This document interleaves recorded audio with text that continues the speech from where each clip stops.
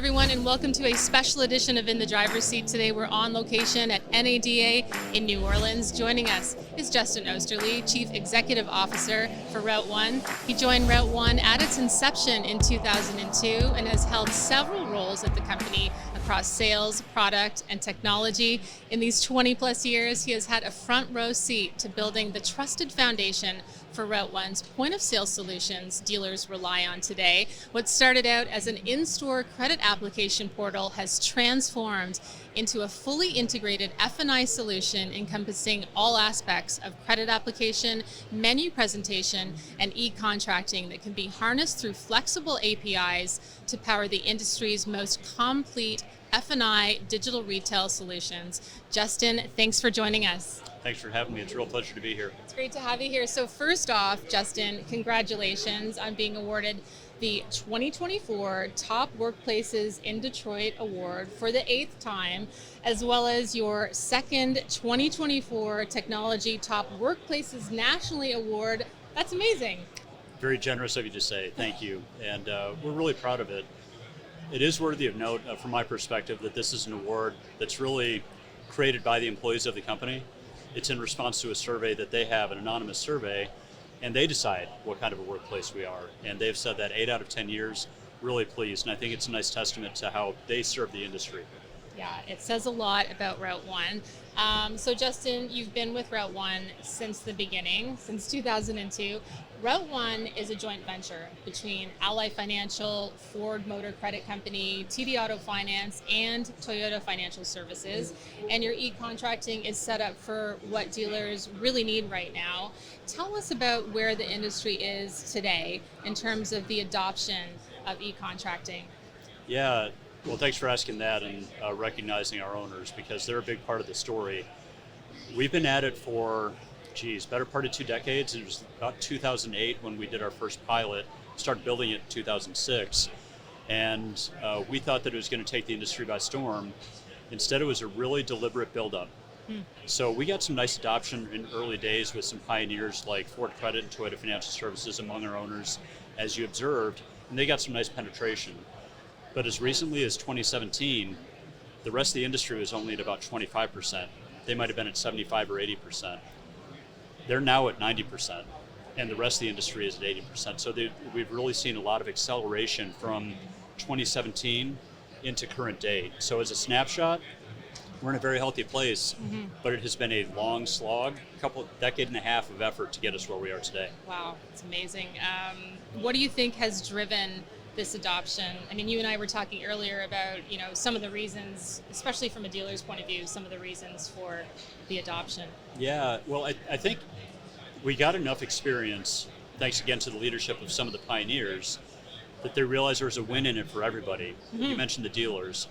They get a better process, they get faster funding, and cash flow is critical to the operation of a dealership. So clear when we're in there, including the modern process for customers.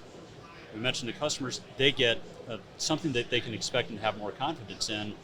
And candidly, at this point where we are in 2025, people don't really come in expecting to be handed a bunch of pieces of paper and a pen and wedding sign. No. The e-contracting experience is more professional, is more current, and frankly, I think it's a bit more of a confidence builder in terms of the structure that they expect. And the finance sources, they get efficiency.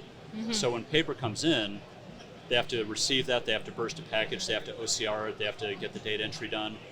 When an electronic contract is received, all that is done electronically. And they have the ability to validate up front and communicate to the dealers whether there are any issues, resolve in real time before it goes.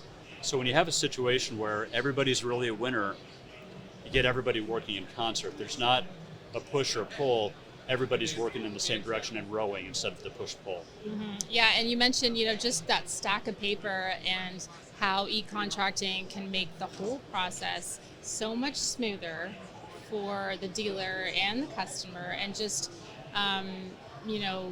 maintaining the energy that they come into the F&I office with as a consumer and making it run more smoothly, make it seem more professional. Yes. It's just a win for both sides, isn't it? It really is, and there's a change management element to it for the industry, broadly speaking, for the industry. When we introduce a new technology, and we're confident it's more efficient, it can still take some time to build enough confidence that a dealership is willing to make a change to their process, especially a customer-facing process. Yes. Because when we deployed in 2008 and did some pilots, dealers had been doing paper literally forever. That was the only way they had ever done anything. Yeah. And so the first time you do something new, even if it's better, it's going to take you a couple times to get there. You might not like it. You might not like it. Might be and I'm in front of a customer, and what I really want to do is close this car, not experiment on this thing where I'm an experiment. Well, we matured a lot in those couple of years, and what we found is there's a sweet spot of doing about 10 deals. What maybe was a little bit jaggedy for the first 2 or 3, by the time you're on the 10th one, it's smoother. Yeah. And so that's a magic number that we tracked early days when we were working on dealership conversions. If we could get them to 10, we knew we'd have them as a stable customer for a long time. So yeah, there's a lot that goes into it. It is a win, but you got to get through the change management aspect of it to get that win. Yeah, those are great points. I mean, RouteOne has played a pivotal role in establishing e-contracting as the industry norm, and you talk about just, how long it's taken. It's been over 20 years. What's the next big thing you're expecting to see? Because this was a big thing, and it took a long time. So what do you think the next one will be? Yeah, I'd say I'll split it into 2 main things that we're working on right now. One is tactical. We have about 14,000 dealers who use us for credit processing, 11,000 of whom use us for e-contracting as well. We think there's an opportunity to get those remaining 3,000 to enjoy the benefits of e-contracting. So on a tactical basis, we'll continue to roll that out, educate our dealers on what we think the benefits are for them, get it into a process where it meets what their needs are. So that's tactically what we're doing. Strategically, though, we're also very excited, as excited as I've been in a while, about something we call the digital deal. So when we describe e-contracting, we were literally talking about the contract, the finance instrument. So the lease agreement, the retail installment contract, that was where the bulk of our energy has largely been to date. The finance instrument, some associated documents. Then there's all the rest of the package. And so what has happened historically is when we launched, the dealer faxed in a bunch of documents that would be appended, sent off to the dealer or to the finance source. More recently, they've been uploaded up, but it's still a picture that gets delivered to a finance source. Scan it. You got it. And then it has to be interrogated by the finance source to get the whole package processed. We've done 2 things. One, we built integrations into the workflow of some key partners, including CDK and Reynolds, so that RouteOne's e-contracting service exists within the DMS. What that means is where all the rest of the documents are originated, we're getting those documents from the point of origination and can send those to the finance source, so it's a more complete package. If it's a dealer who's not CDK or Reynolds, or they don't want to do that because there's some considerations there where it's not a perfect fit for all, we think it's the best fit, but there's some dealers who prefer other flows. We've integrated in OCR to any of those imaged in documents, so again, we can have them enumerated and confirm what they are. Finance sources can also identify what the required forms are to the dealer, so we know it's a funded package. The dealer can have confidence, better flow for them, again, looking for a win for them. They can have more confidence. When it gets to the finance source, they can fund it very, very quickly. I said a mouthful, but the way I distill that in terms of an elevator pitch, our work to date has largely been making the contract electronic. We're making the entire funding package electronic now. That's digital deal. We're very excited about it. That's fantastic. There's a lot of talk about 100% online car buying. Been hearing a lot about it the last few years. Do you ever see e-contracting being taken online to a true purchase experience? Yes, I do, and I'm going to give a qualified yes in 2 parts. One, on a tactical basis, we've had for the better part of a decade the ability for dealers to deliver a remotely e-signable contract package to a customer. So they can do that today. I would call that more of a hybrid experience because there's direct engagement between a dealer and a consumer, either on the phone or through some online engagement, maybe even the store, and then delivering the package to the customer so they can sign it on their terms and make the delivery really efficient, very time efficient for the customer. That exists today. That's about 6% of our contracts, so it's more than an edge case, but not a mainline scenario. We've had that for a while and continues to grow. That's more of what I'll again call a tactical thing. On a strategic basis, I do believe that we are going to be having online car buying.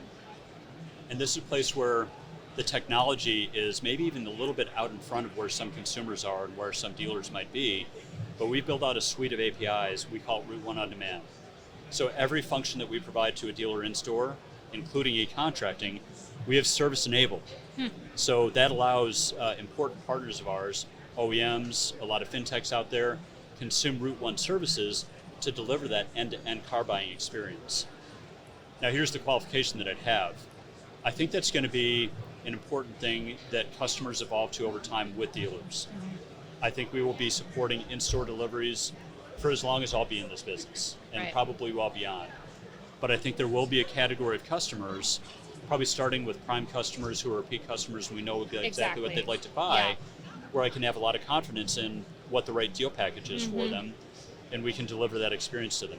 The technology is there today, just a matter of when the right combination of technology provider, customer desire to do business a certain way, and dealer willingness to do that are going to meet. But yeah, I think that's going to happen. There's some important experiments that we're supporting with that even as we sit here today. Our remote e-contracting service is live with several partners. So it's happening. Adoption will be deliberate in this industry. We talked about the change process. I think it'll be deliberate, but I do believe it'll happen, yes. And you'll be ready.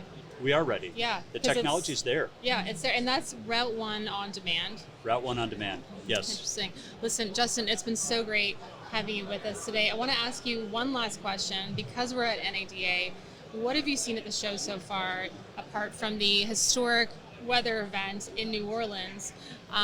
What have you seen at the show so far that's really made you go, wow, or stopped you in your tracks? I mean, there are always a lot of product announcements. Those are exciting, but really the most exciting thing for me, or the thing that makes me go, wow, is the resilience of people in New Orleans. There were obviously some really tragic circumstances before the holidays in the city. The way that the people in this city bounce back from everything that the world throws at them, whether it's a Katrina or the terrorist attack, it's just incredible. And then you mentioned the weather. On a lighter note, the challenge of all of the people who were around supporting this conference was amazing. We talked about through the week, there were no food deliveries coming in, but they were doing their best to put a smile on and serve chicken fingers and tenders by the end of the day. Again, you mentioned with the vodka, there might have been 2 or 3 of those along the way too. Yeah, a real whatever it takes attitude. Yes. For sure. Incredible. This city is incredible. Yeah, it's so great. Well, I want to thank you again, Justin, and we will see you all next time for the driver's seat.